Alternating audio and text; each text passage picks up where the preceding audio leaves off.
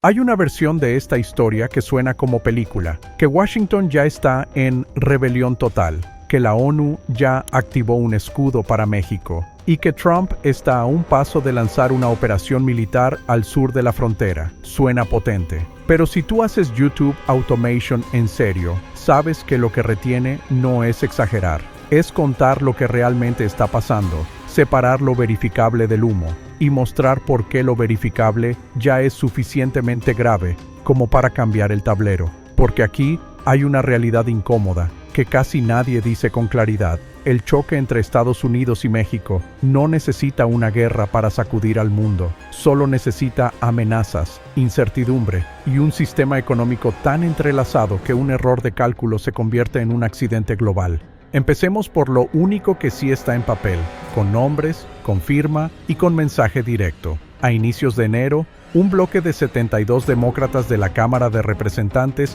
envió una carta al secretario de Estado, Marco Rubio, oponiéndose a la idea de una acción militar unilateral en México sin consentimiento de México y sin autorización del Congreso. No es un rumor, es una carta pública impulsada por figuras del Comité de Asuntos Exteriores en la Cámara. Y el punto central de esa carta no es ideológico, es jurídico y económico. Advierten que una acción así sería desastrosa. Esa palabra, desastrosa, en Washington no se escribe a la ligera. Se escribe cuando alguien ya vio los números y entendió el costo político. Ahora, nota algo importante, porque aquí es donde muchas narrativas se tuercen para buscar clics fáciles. Esa carta no fue bipartidista en el sentido clásico. No fue 45 demócratas y 27 republicanos como se ha estado repitiendo por ahí. Lo que está documentado es el bloque de 72 demócratas. Y eso no le quita fuerza. De hecho, lo hace más revelador. Porque si un solo partido ya se atreve a ponerlo por escrito, significa que el tema dejó de ser conversación privada y se volvió línea roja pública. Y cuando en Washington una línea roja se vuelve pública, el siguiente paso casi siempre es presión en comités, audiencias, control presupuestario y guerra política interna. Y aquí viene la parte que la gente no siente en la piel hasta que se la explicas con ejemplos simples. México no es un país lejano para la economía estadounidense. México es una parte del sistema circulatorio de Estados Unidos. El comercio de bienes entre ambos países no es pequeño ni simbólico. En 2024, el intercambio de bienes Estados Unidos-México fue estimado en $839.6 mil millones. Eso es una escala donde cualquier disrupción, incluso breve, pega en empleos, inventarios, precios y producción. Y cuando dices producción, no estás hablando de teoría, estás hablando de fábricas que paran porque les falta una pieza, de camiones detenidos, de cadenas de suministro diseñadas para funcionar justo a tiempo, no para aguantar una crisis prolongada. Por eso, cuando tú escuchas a políticos decir no se puede jugar con esto, no están siendo dramáticos, están siendo prácticos, porque si la frontera se convierte en una zona de tensión militar, aunque no haya un solo disparo, el efecto inmediato es el mismo: retrasos, costos, primas de riesgo, logística más lenta, aseguradoras nerviosas, empresas cancelando rutas y mercados descontando el peor escenario. Y cuando eso pasa, no necesitas que el gobierno declare nada. Las empresas se autoprotegen y el resultado es el mismo. El sistema se frena. Ahora mete esto en tu cabeza. Trump no necesita anunciar "invadimos México" para que el daño empiece. Solo necesita insinuarlo lo suficiente como para que el resto del sistema dude. Y en las últimas semanas, eso es exactamente lo que se ha venido calentando. Insinuaciones, amenazas y frases diseñadas para sonar duras ante cámaras. De hecho, Reuters reportó que, el 9 de enero, Trump habló de empezar a golpear en tierra contra los cárteles, y Sheinbaum respondió marcando el límite. Cualquier acción unilateral sería una violación grave de la soberanía mexicana. Ese mismo día, Sheinbaum dijo que encargó a su canciller fortalecer la coordinación con Estados Unidos y, si era necesario, hablar directamente con Trump para fortalecer esa coordinación. Fíjate en la jugada, no es bravuconería, es control de daños, es no me empujes a un choque, pero tampoco te voy a dejar el espacio para que lo vendas como necesario. Y eso, en política internacional, es una forma de quitarle a tu adversario la narrativa. Luego vino otro dato clave. AP reportó que Sheinbaum habló con Trump y le dijo que la intervención militar estadounidense contra los cárteles era innecesaria, insistiendo en que pueden seguir cooperando en seguridad sin cruzar esa línea. Esa frase, innecesaria, no es casual. Es un argumento preventivo, porque si tú quieres bloquear una acción agresiva, tienes que quitarle el pretexto. Y Sheinbaum, en ese terreno, está jugando a lo frío, demostrar que la cooperación existe, que hay resultados, y que la solución militar unilateral sería más un gesto político que una necesidad real. Ahora súmale otra capa que subió muchísimo la temperatura emocional en México. A principios de febrero estalló indignación por un mensaje desde la Casa Blanca que celebraba la invasión estadounidense del siglo XIX a México como una victoria legendaria, y Sheinbaum respondió con un mensaje directo sobre soberanía. El efecto de esto es doble. Por un lado, toca una herida histórica. Por otro, enciende sospechas modernas. ¿Esto es nostalgia o es una señal? Y aunque tú no creas que un post cambia la geopolítica, sí cambia el clima. Cambia el margen para negociar sin presión pública. Cambia la percepción de amenaza. Y cambia la forma en que la gente interpreta cualquier movimiento militar, aunque sea rutinario.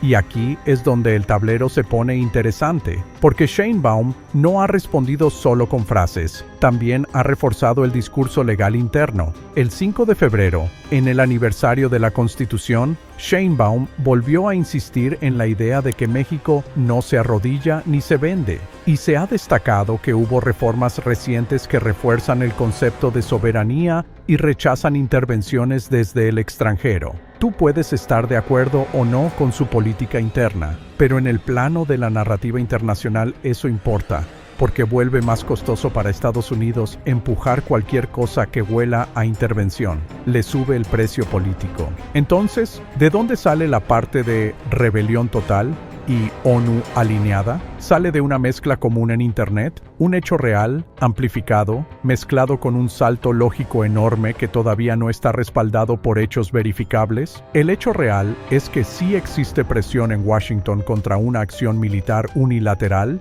y sí existen amenazas públicas de Trump. El salto no verificado, es decir que la ONU ya aprobó una resolución histórica que defiende a México con mecanismos económicos de contundencia nunca vista, o que Estados Unidos se abstuvo y quedó aislado en una votación 14-0. Eso, al día de hoy, no es algo que tenga el mismo nivel de confirmación pública que la Carta de los 72 o los reportes de Reuters y AP. Pero ojo, que esa parte no esté confirmada como se cuenta en redes, no significa que la ONU sea irrelevante. Significa que hay que entender cómo funciona. El Consejo de Seguridad, cuando se trata de Estados Unidos, casi siempre se vuelve un campo minado por el veto. Por eso, cuando la comunidad internacional quiere moverse y el Consejo está bloqueado, existe un mecanismo histórico, Uniting for Peace, que permite a la Asamblea General recomendar medidas colectivas cuando el Consejo no actúa. Y esto se discute precisamente porque, tras la operación estadounidense en Venezuela en enero, hubo una sesión de emergencia en el Consejo de Seguridad y una ola de condenas. Esa experiencia reciente alimenta el argumento. Si mañana hubiera una escalada con México, muchos países intentarían usar todos los caminos disponibles para condenar y aislar políticamente una acción unilateral. Ahora, aquí viene el punto que te conviene como creador de contenido porque es donde está la tensión real, la que engancha. El choque no es solo México versus Trump, es Trump versus las limitaciones del sistema estadounidense, porque una cosa es amenazar en televisión, y otra es ejecutar algo que, por diseño institucional, puede reventarte en la cara en el Congreso, en tribunales, en presupuesto y en opinión pública. La Carta de los 72 demócratas lo deja claro. Hablan de consentimiento de México y de autorización del Congreso. Eso conecta con el debate permanente en Estados Unidos sobre hasta dónde puede llegar el presidente usando su autoridad como comandante en jefe, y cuándo entra el Congreso con poder de autorizar o frenar. Y cuando un bloque grande de legisladores pone el tema por escrito, no lo hace solo para opinar, lo hace para construir el expediente político del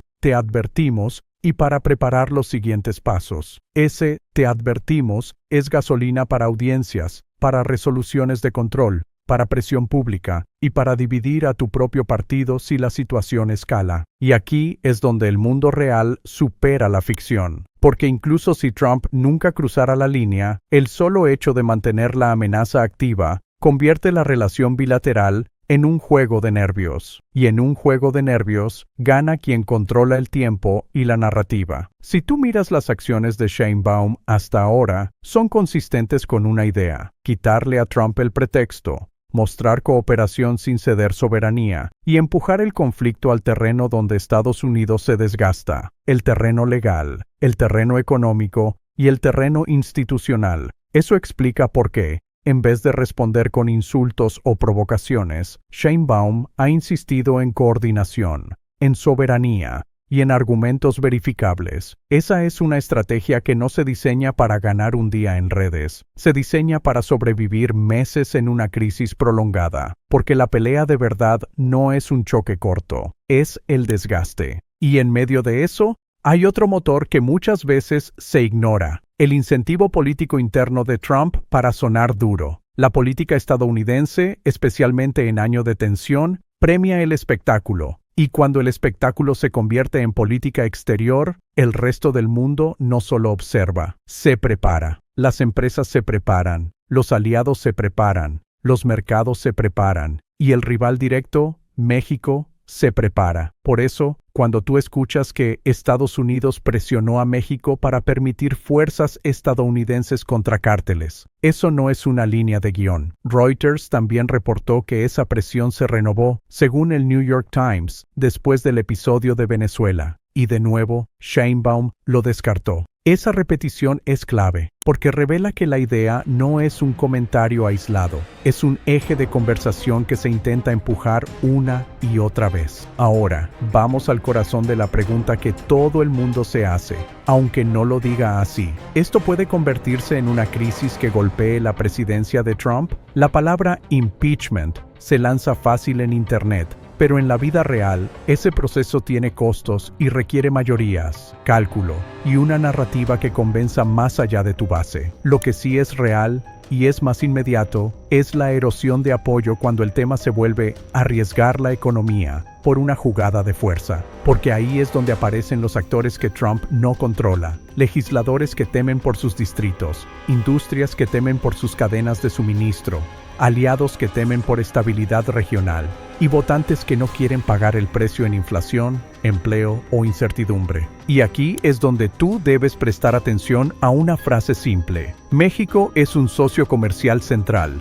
no es un accesorio. No es un país que puedes castigar sin que te rebote. Los datos de comercio lo dejan claro. Cuando la economía está tan integrada, la amenaza deja de ser contra el otro y se convierte en una amenaza contra ti mismo. Entonces, si tú quieres entender lo que está pasando en febrero de 2026 sin caer en cuentos inflados, quédate con esta idea. El conflicto se está moviendo por dos carriles al mismo tiempo. En el carril visible, Trump eleva el tono, habla de acciones en tierra, vende fuerza y prueba límites. En el carril menos visible, pero más determinante, México responde con coordinación táctica, con soberanía como mensaje y con presión indirecta, empujando la discusión hacia el terreno donde Estados Unidos se divide solo. La Carta de los 72 es un síntoma de ese carril determinante. No es la caída de Trump. Es el aviso de que el sistema empieza a poner frenos. Y cuando el sistema pone frenos,